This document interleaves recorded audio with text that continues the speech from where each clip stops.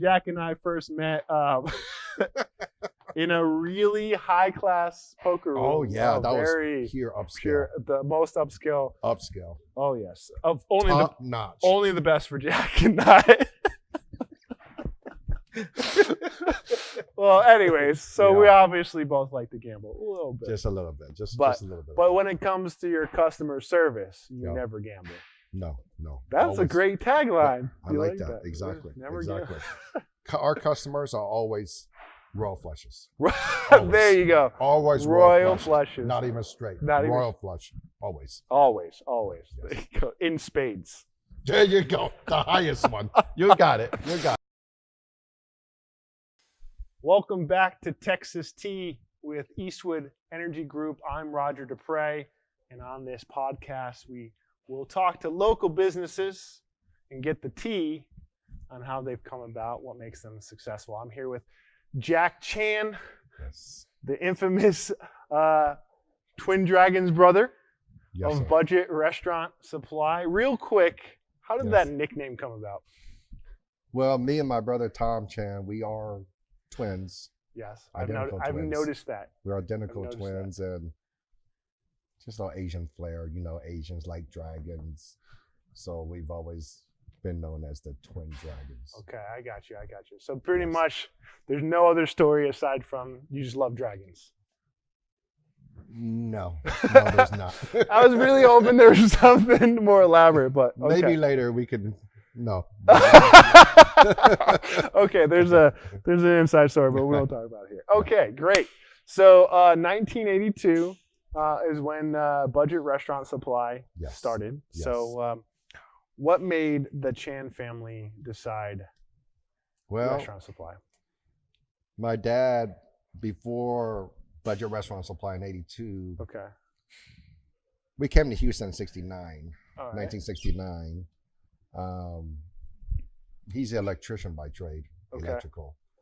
He was working for Honeywell, electrician by trade, and then he wanted to get ahead, not just your 9 to 5. Right. So he decided to do his own company. So the American dream. The American dream, Right. I'm very proud of him. $50 in his pocket. Oh shit. 2 kids. Wow. And a wife. Yeah. So he went from electrical to he opened up his own electrical companies. So he was doing a lot of service for all the back in the day, there's a lot of Chinese grocery stores that were around Houston. His phone rang off the hook. He slept 3 hours a day. Oh wow. Because he was the first Chinese electrician that had his own company in Houston. In Houston. You hear that? In Houston. So the Chan family first Chinese-owned Chinese electrician in Houston. Wow. So his phone was off the hook. Right. Of course. Calling. Of course. So how did it go from electrician from electrician to Restaurant Supply? It's just a one-man deal. The money was good, but he could make more money. Right. So he opened his own construction company. Okay. And he started building restaurants. I see it now. So he built some of the famous restaurants in Houston. Right. Mayako Japanese restaurant. Yeah. That's one of the first ones.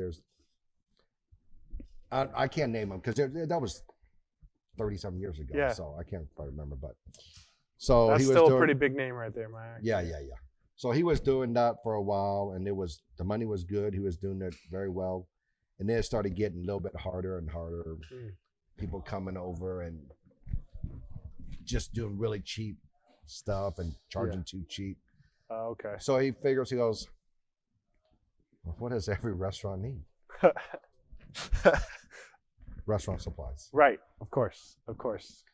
So in 1982, he decided to start Budget Restaurant Supply. 1982, and now we're here. Off of 290 and Mango. Just a little small. Okay, so there was a smaller store then. Yeah. Actually, it was his own land and building. It was part of the construction building, and then he cut half of it to put some equipment, some small wares. Right. So he's testing the waters. And then realized. And they realized,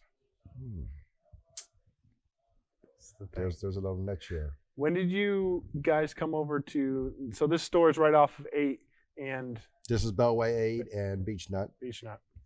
And when did the transition over here happen? This happened in 2008. 2008. 2008. Oh wow! So there's got to be a store in between those two stores, then, right? Yes, Okay. yes. So from 290 and Mangum, we moved to Bel Air, Okay.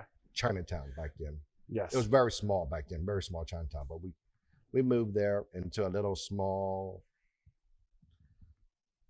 I'm gonna say it was 3,000 square feet. Okay. Obviously much bigger. Yeah, now. 3,000 square feet. And things were pretty good because we started. A lot of the Chinese restaurants would buy from us. We were one of the first. I don't want to say Asian restaurant supplies in town. I can say one of the first restaurant supplies in town. No, there was a couple others, but we was one of the first. Right. No. So but Pioneer, but mostly did Asian. Okay. Asian. Right. Woks, ladles. Yeah. So you had Turners. supplies that were, Vietnamese, Korean, Chinese, Correct. Japanese. Correct. Also American too, but most of our clientele were Asian. Okay. So Asian cuisines. Yep. So I think maybe 3 years later, the same shopping center. This is Bel Air and Gessner. Maybe 3 years later, we moved a couple spaces over to a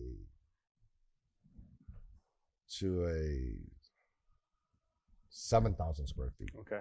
More than double. More than double. Yeah. And business is good. People know where we're at. We got more stuff. Yeah. So it seems that you guys started small. I mean, it seems obvious, but I see a lot of companies that I think start too big. Right. You guys figured there was going to be something in it, started out, and then as you went into new markets. Correct. Got you. Baby steps, and then we started getting good. So from 7,000, another couple, 3-4 years, we took the anchor spot. Okay. Which was 20,000 square feet. Oh, wow. Yeah, at the same shopping center. That's a jump. We moved in that shopping center in 1985. Okay. So 82, wow, you guys, so within 3 years, you moved 3 times. Yes. Wow. Yes. So we took the. So what would you say, sorry to cut you off there. Sure. So 3 years, 3 buildings, obviously you guys were doing something right. What would you say was the biggest reason why people are like, budget restaurant supply, the Chans, that's why we want to this day, we don't change. It's our customer service. Our customer service, our knowledge, the quality of stuff we sell. Okay. I mean, what have you seen that you guys, in terms of customer service, what do you have seen you guys do better, or what customers are really wanting that this is like the budgets? We treat our customers like our friends, not just a customer.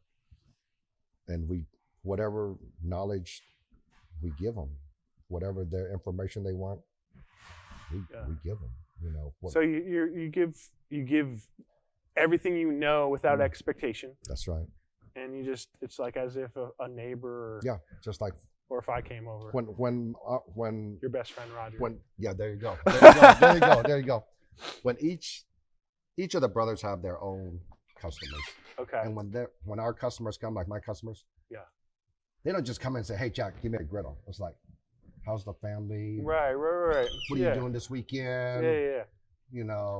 Whatever. We talk, and then they'll buy that very last. Right. It's like a relationship. It's like, talking with each other. Yeah. So you remember. Yeah. And you care. Yeah. What's going on in their life. Most customers, our regular customers, don't come just to buy something right away. They like to talk with each other. You know what I mean? Right. Of course, because they're in the same industry, right? Exactly. Yeah. See what's going on. Yeah. And I would think it's very family oriented. This is just my guess, because a lot of restaurant owners, it's 1 or 2 restaurants. That's their lifeblood, right?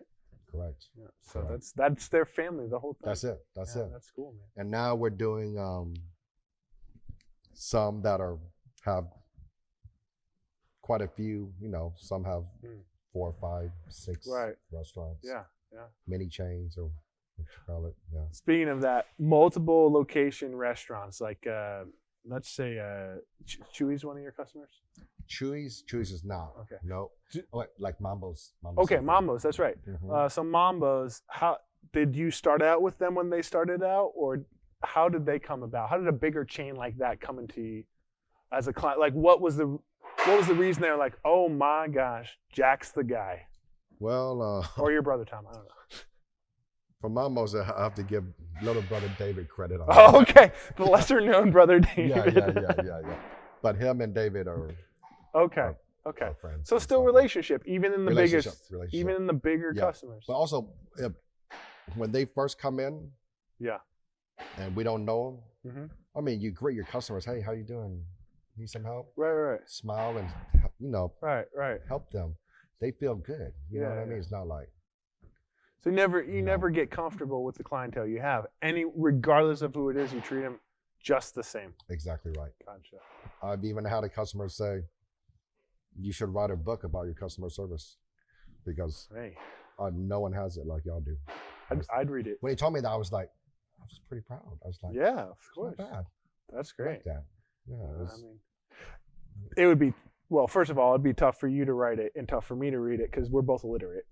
There you go. But we can count Ace to 2. Right, exactly. So we know our numbers and our letters, but we don't know how to put them together. That's right. We can gamble real well together. Ace, King, Queen, Jack 10. Yeah, something like that. I don't know. I used to play a little bit of poker. Me too, back in the days. Jack and I first met in a really high-class poker room. Oh, yeah. That was pure upscale. The most upscale. Upscale. Oh, yes. Top notch. Only the best for Jack and I. Well, anyways, so we obviously both like to gamble a little bit. Just a little bit. Just a little bit. But when it comes to your customer service, you never gamble. No. That's always a great tagline. I like that. Exactly. Exactly. Our customers are always royal flushes. There you go. Always royal flushes. Not even straight. Royal flush. Always. Yes. In spades. There you go. The highest one. You got it. Well, obviously we're detracting a little bit. But that's so customer service number one, no matter what. That's what. So I was already going to ask some advice. Obviously, any other business you'd give advice to would be customer service. But you've worked with so many installs for restaurants, so many new restaurants. Let's say there's a restaurateur out there. I think that's the word, restaurateur. Is that right? Future owner of a restaurant, maybe looking to open a new location. What would be the biggest advice you'd give to them to make sure they succeed? You've seen so much. What would be one or two pieces of advice that you've seen over the years? Well, the first advice I'd be is like, you gotta have some knowledge. You can't just, okay, I want to open a restaurant. Right. I've seen so many, they were like accountants or lawyers or doctors. What makes someone like that just jump into it with no knowledge? They go to a restaurant and they eat, the food's good here. And you know what, I think I can do this too. Yeah. I have no idea. You have to know, I mean, you're going to open a restaurant, you have to, first of all, you have to be prepared to sacrifice 12, 14 hours a day to be there. Restaurant is one of the longest hours of any business. You have to be there a long time. Yeah, I feel like a lot of people, like you said, just think it's a cool idea because I own this restaurant. Yeah. But what goes into it? And then you have to have a pretty good bankroll. Nowadays, to open a restaurant is not cheap. Really? Yeah. What's that figure look like for a small restaurant? From the ground up? From the ground up. Easily $500,000. $500,000. Yeah. So knowledge, $500K in your pocket. $500K. I mean, if you don't know how to cook, that's a minus right there. Then you have to depend on the chef your own you cooks. hire. Right. So it would be ideal for you to be able to cook by yourself. Exactly. You have to know know your food. That's a plus if you have good recipes. Okay. then that's a plus. Yeah. But if you don't even know how to Right. what food you're gonna sell or what food to make, that's kind of tough. So obviously starting out, then that's some solid advice, knowing what you're doing. I've heard that the same from Oscar at Morning Scolaches. The same thing. That's the same advice he gave us. All right, so let's say you've seen so much restaurant that's been around for 5, 10, 15 years. I'm sure you've seen those guys fail too. Oh yeah. What's the biggest pitfall a restaurant owner hits that, even though they've been humming along, makes them fail? You have to change with the times. Okay. You have to change So with the times. Yeah. Static, staying stagnant. Yeah, stagnant. Change with the times. Your decor can't be 20 years old. Right. Freshen it up. Right. And then sometimes your food, change it up a little bit. Right. So keep them guessing. Keep them guessing. Yeah. So that's right. So Grandma Ma's. You hear that, that's Grandma? Right. That's right. You're out. That's right. You're that's out. Right. Yeah. You have to kind of change with the times and. Yeah. Hey, over here is happening as well. If I recall, only 4 or 5 years ago, you guys were making it more efficient in here, trying to make sure that this was running a little bit better. Future location, or is this where you guys are staying forever? Right now, we're looking right now. Okay. There could be some. So you're giving me some work to move your contract. Yes. Okay. Yes. Are you guys going bigger? No, we're staying here for sure. Okay. Maybe a second location. Second location. Maybe. Oh, wow. Okay. Or at least staging a warehouse and get a warehouse because I ran out of room here. Oh, wow. Yeah, it's a good problem to have, but yeah. I ran out of room here. Right. 5 years ago. Yeah. So warehouse, maybe staging, and then maybe bigger fab shop. Because we do have our own in-house stainless steel fabrication. Oh, okay. So when you want custom. Yes. We're very well known. My fabrication is very well known, budget fabrication, and I do not advertise at all. Oh, it's all word of mouth. Word of mouth fabrication. All word of mouth. So that means you do some really good work then. All the contractors talk to each other. All the consultants talk to each other when they ask, where can I get the best stainless steel fabrication? Best of the best. Oh, wow. Every single time. Budget Restaurant Supply. It's Budget. The name comes Budget. Every time. So I'm going to plug Budget right here. So if you need custom fab restaurant equipment. Yes. He doesn't even advertise. They come to him. Custom stainless steel, come to Budget. We can do it. Okay. I got you. Yes. And if you also need advice on how to play poker, don't come here. That's Roger. He's the man. Oh, that's awesome. Yeah. So this new location, where do you think it's going to be? Right now, I don't have the space yet. Okay. We're still looking right now. Okay. But I got you. Our fabrication is so busy right now. It's like I like to get a bigger fab shop. Okay. Bigger fab shop. Okay. Got you. I mean, right now it's 7,000 square feet. I got you. I don't mind 15,000 square feet. Oh wow, double in the fab shop. Yeah, and double my machines, double my crew. I could do double the business. I got you. And you're thinking about this even now that there's kind of been a bit of a recession. The recession has hit, and it has affected us. And to be honest, all the restaurants. It's affected all the restaurants. Yeah. All my customers from. Yeah. Taquerias to Perry Steakhouse, everything in between. It's everyone is down this year. Yeah. Correct. Yeah, we were talking about that a little bit. Yes. But that's a testament to how well you do But business. the thing that has not slowed down for me is my fabrication. That's because you do such good. It's gone up. Gone I mean, I don't know exactly how, but there's not a lot of custom stainless steel fabrication shops in Houston. Okay. There's only a handful. What's the obviously it's custom, so there's not a normal thing. Mm-hmm. But what's the general reason why would a restaurant need something completely custom compared to what they can get off the shelf? Like if they need a table or a stand like this. Yeah. Exactly to go in this corner here. It's not exactly, 30 by 48. Okay. Maybe it's 26 by 32 or something. Okay. Okay. Odd sizes. Yeah. We do that. We do custom counters. We do. So you tell a restaurant owner that focus on their vision because you can make it fit no matter what. Yes. Okay. And one thing that we do have that I don't think a lot of restaurant supplies have is custom design.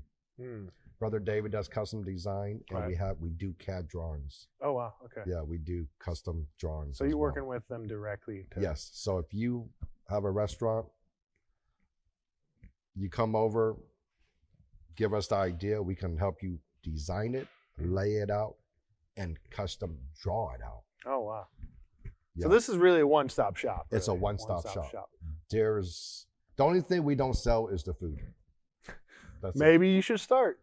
it. You never know. You never know. But we got Cisco, watch out. Cisco, Restaurant Depot, Cisco. Yeah. But it is a one-stop shop. Yeah. If you want to open a restaurant, come to Budget. Come see either me, Tom, David. I got a lot of salespeople. We'll take care of you for sure. Yeah. So, Budget, the best restaurant supply company I've ever seen, for sure. Okay, maybe second best. Second best. All right. On that note, obviously, if you need anything restaurant, and if you have no idea where to even start, one of the Chan brothers, Jack, is definitely your guy, or the lesser-known Chan brother, David. Yes. I'm sure he doesn't appreciate me saying it. No worries. But anyways, thank you so much once again. Thank you, Roger. Yes, sir. It's a pleasure. Yeah. I'm Roger Dupre with Eastwood Energy. This is Texas Tea. This is Jack Chan with Budget Restaurant Supply. Yeah. And I am always in awe of how amazing this place is. I'm excited to see you, Roger. bro. Thank you so much. All right, guys. We'll see you later on the next one. Peace. Thank you.